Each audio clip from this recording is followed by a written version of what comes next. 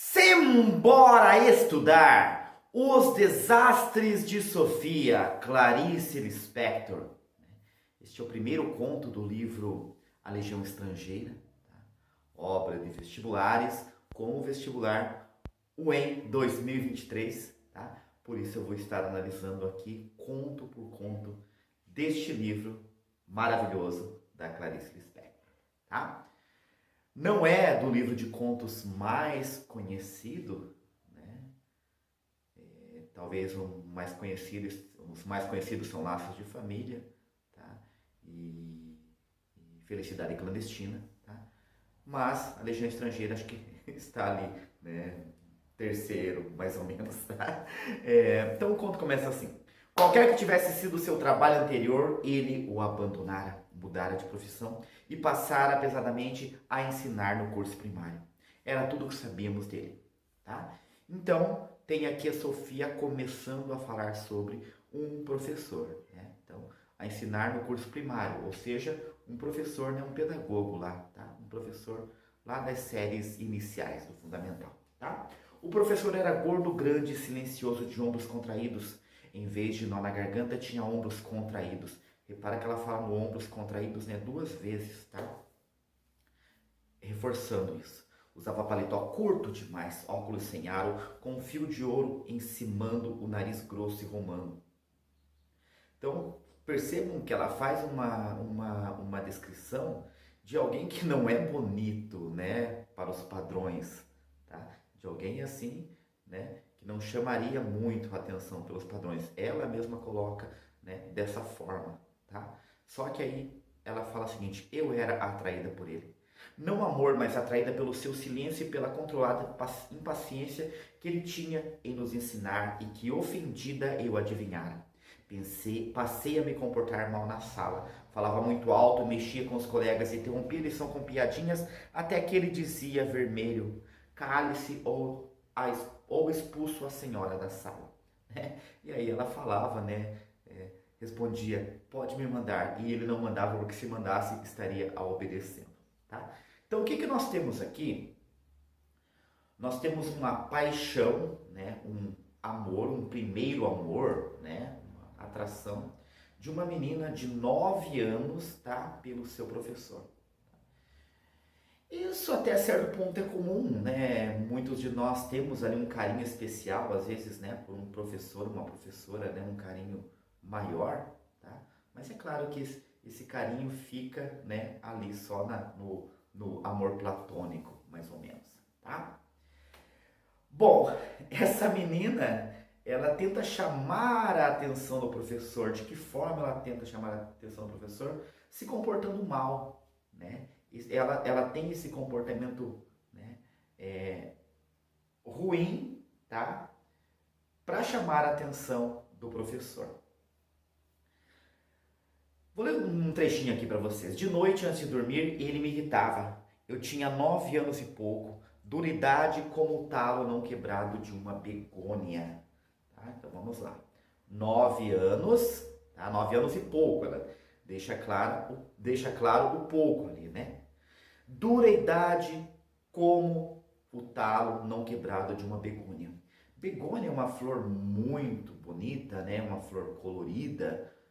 Só que a begônia ela tem essa característica de ser uma flor delicada, tá? Então a begônia ela simboliza a delicadeza. Então ela se compara com, né, a idade dela com a duridade, né?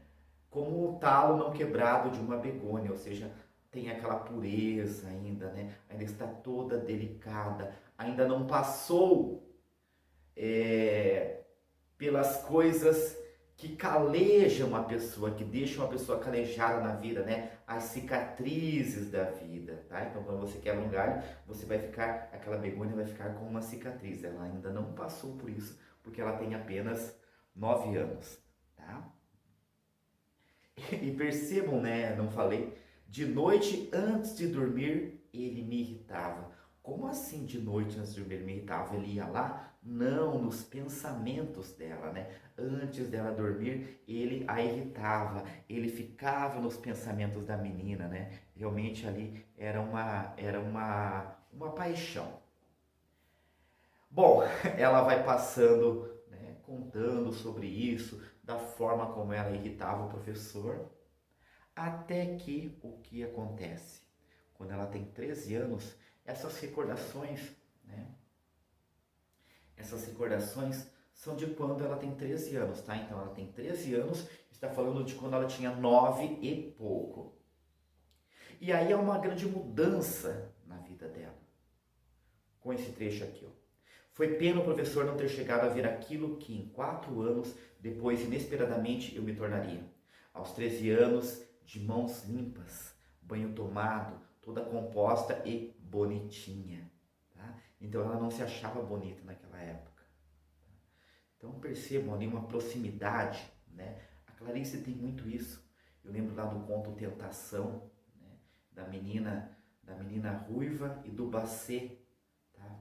Do bacê ruivo, em que há, né, uma proximidade ali. Então ela se achava feia, ela achava o professor feio. Então tem essa proximidade ali, tá? Aos 13 anos, de mão limpas, banho tomado, toda composta e bonitinha, ele me teria visto como um cromo de Natal à varanda de um sobrado. Então, quem dera o professor tivesse me visto agora, né? Agora que eu tenho 13 anos, eu já não estudo mais lá com ele, né? Ele me acharia diferente, né? Poderia me achar muito mais bonita. Só que o que acontece? Voltando a 4 anos atrás, foi talvez por tudo que contei misturado em um conjunto que escrevi, a composição que o professor mandara, ponto de desenlace dessa história e começo de outras. Ah, antes disso aqui, deixa eu só falar uma coisa, estava me esquecendo. Tá? E o que acontece ali quando ela está tendo aquele pensamento sobre como o professor haveria? O amigo chega e a chama para contar que o professor morreu. Então o professor está morto naquele momento. Tá? E aí o que acontece? Tá? Agora sim eu vou ler esse trecho. Tá? Voltando a 4 anos atrás, foi talvez por tudo que contei misturado em conjunto que escrevi a composição que o professor mandara. Ponto de desenlace dessa história e começo de outras. Ponto de desenlace dessa história, a história dela ali, né?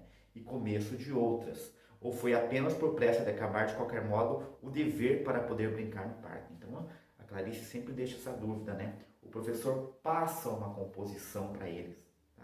Composição, né? A forma como chamava antigamente produção de texto ou redação, né? Composição. E ele fala que ele vai contar uma história, só que ele quer que os alunos escrevam essa história com a palavra deles, né? Façam uma reescrita daquilo ali, tá? E ele vai contar uma história que é assim, ó. O que ele contou? Um homem muito pobre sonhara que descobrira um tesouro e ficara muito rico.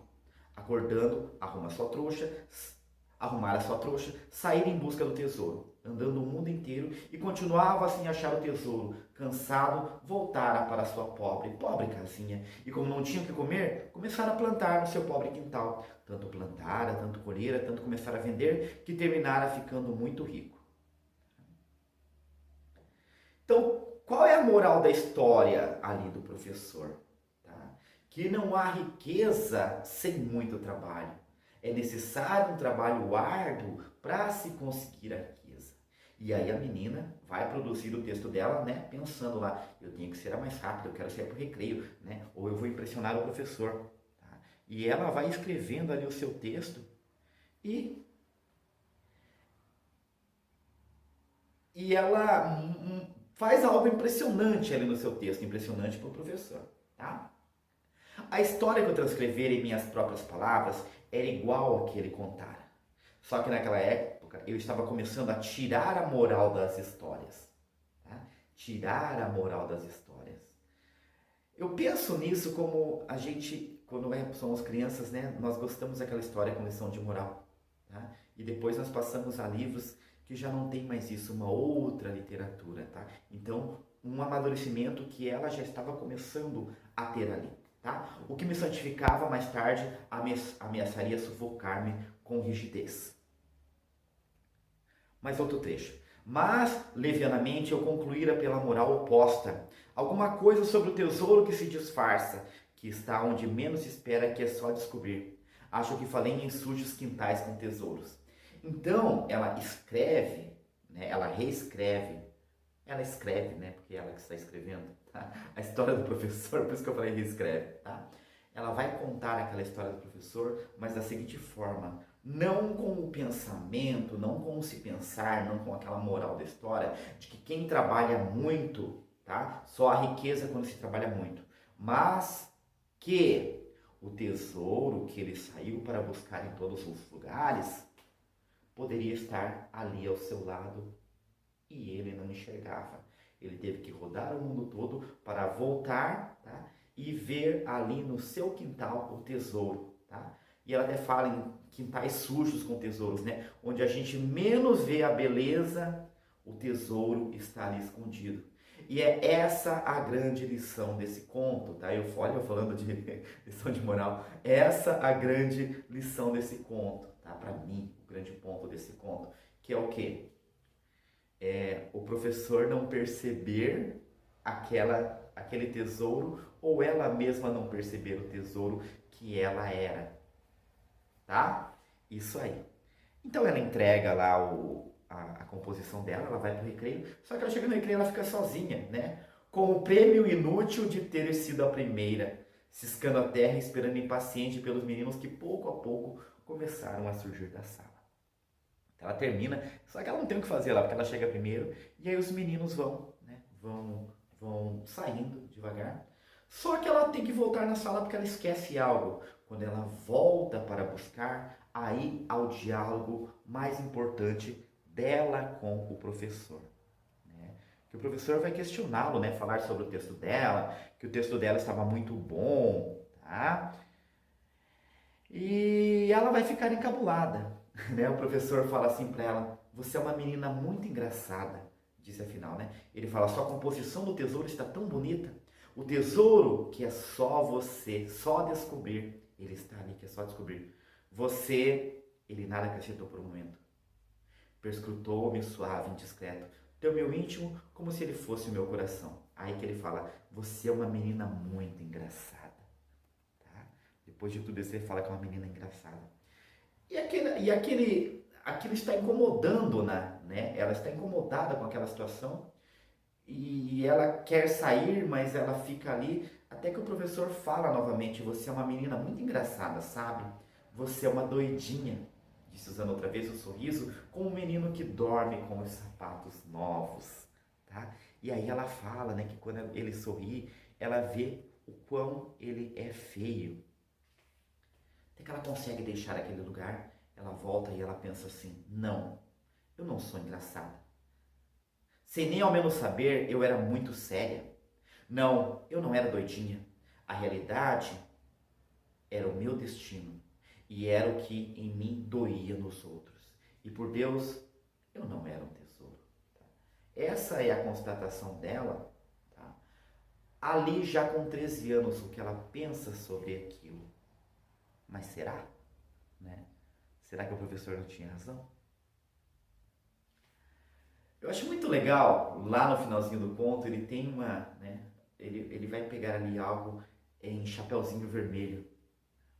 "Para que te servem essas unhas longas? Para te arranhar da morte e para arrancar os teus espinhos mortais", responde o lobo do homem. "Para que te serve essa boca, cruel boca de fome? Para te morder e para soprar, a fim de que eu não te doa demais, meu amor, já que tenho que te doer. Eu sou o lobo inevitável, pois a vida me foi dada. Para que te servem essas mãos que ardem e prendem? Para ficar de mãos dadas, pois preciso tanto, tanto, tanto." Uivaram os lobos e olharam intimidados as próprias garras antes de se aconchegarem um no outro para amar e dormir. E o conto termina assim: "E foi assim que no grande parque do colégio lentamente comecei a aprender a ser amada." Naquele momento ela começou a aprender a ser amada. O professor ensinou para ela, tá? A grande lição. Suportando o sacrifício de não merecer, apenas para suavizar a dor de quem não ama. Não, esse foi somente um dos motivos. É que os outros fazem outras histórias. Em algumas foi de meu coração que outras garras cheias de duro amor arrancaram a flecha farpada. E sem nojo do meu grito. É muito lindo, é muito poético. É Clarice Lispector. Beleza, pessoal? Espero que tenham gostado, tá? Chegou até o final, é porque gostou, né? Então dá um like aí. Não se inscreveu no canal, ainda se inscreve, tá? Por hoje é isso e simbora estudar!